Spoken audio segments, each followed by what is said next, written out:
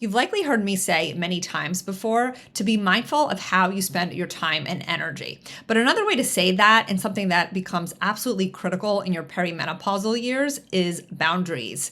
Boundaries around your time, your mental space, your stress load, your attention, and even the information that you consume. Because what a lot of women don't realize, in perimenopause, your tolerance for noise, chaos, overcommitment, and constant stimulation drops. Yet we live in a world that is designed to constantly hijack our attention. There is always something to worry about, react to, buy, fix, or even research. Social media alone can feel like an assault on your nervous system. It's performative, anxiety inducing, and quite frankly, addictive. And if we're not careful, it drains the very resources that we're trying so hard to rebuild in midlife. I've had to become incredibly protective of my own boundaries. I started this year intentionally slow, deliberately simplifying, because I could feel how deeply stress and overstimulation impact my health, both physically and mentally. And this is what I want to talk to you about today, why boundaries in midlife and especially in perimenopause aren't optional, they are foundational. So I often go back to something that I learned in my very first health coach training at Institute for Integrative Nutrition. They call it the circle of life. Really, it's just a reminder that your health is influenced by way more than just what you eat and the exercise that you do. It includes your relationships, your home environment, your finances, creativity, career, spirituality, and joy. So every few months, especially when I'm feeling a bit stressed or just not at my best, I do a check-in. I ask myself, what's working, what's not working, where am I giving away my time and energy with little to no return, and where do I need more support? So lately I've been asking myself some honest questions in a few key areas, and I want to encourage you to do the same. So let's get to it. The first one is your health. Are you stuck in information overload, hoarding podcasts, saving posts from social media, listening to all the experts, but not actually implementing what you need in order to feel good? I personally do not follow a ton of health accounts or just accounts in general when I am on social media because I know what I need to do and I focus on the biggest needle movers daily. Your nervous system. Are you constantly overstimulated? Are you reacting to everything and rarely resting? And no, scrolling Instagram when you wake up in the morning or when you're in bed at night is not resting. I take breaks from social media and I really do pay attention to the ROI. Is it benefiting me being on there, or is the content that I share benefiting the women who choose to follow me? These are questions I ask myself anytime I go on there or decide to post something. Then there's your circle. Who is in your ear, your life, your mental space? Are they supportive? Are they steady? Or are they draining you? Are they adding stress, fear, or noise to your life? I am very intentional about who I spend my time with.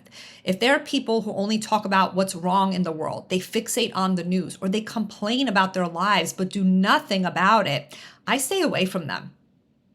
Your support systems. Are you trying to carry everything alone? Have you actually asked for help or even defined what kind of support would make your life easier right now? In my business, I ask my team for help. I stop doing what isn't necessary. And at home, I ask my partner, Mike, for help rather than doing everything on my own just because I can. And then there's your environment. Is your home and daily space supporting your nervous system? Or is clutter, unfinished tasks, and visual chaos quietly adding to your stress load? I keep my home as organized as possible. I'm really mindful of my spending, and I purge every few months to get rid of things that I just don't need.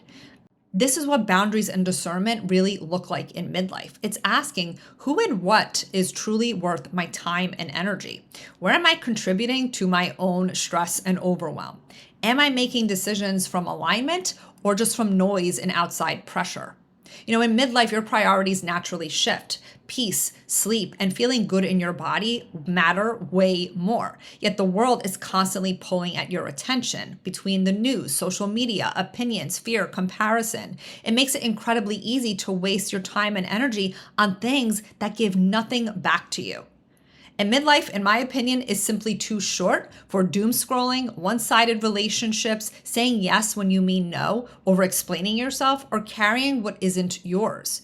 Sometimes protecting your health has less to do with adding more and more to do with cutting out what's unnecessary. And here's why this matters even more in perimenopause. Stress hits differently after 40. We are not as resilient. We're more stress reactive.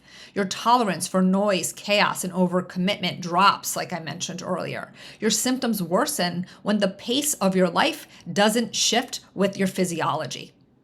Creating healthy boundaries doesn't just impact your emotional health, it affects your physical health. So if you're wondering why you feel more sensitive or more reactive lately, it's not in your head. Your body is asking you to make some changes. This is why inside the perimenopause method, we don't just look at labs and your hormone levels.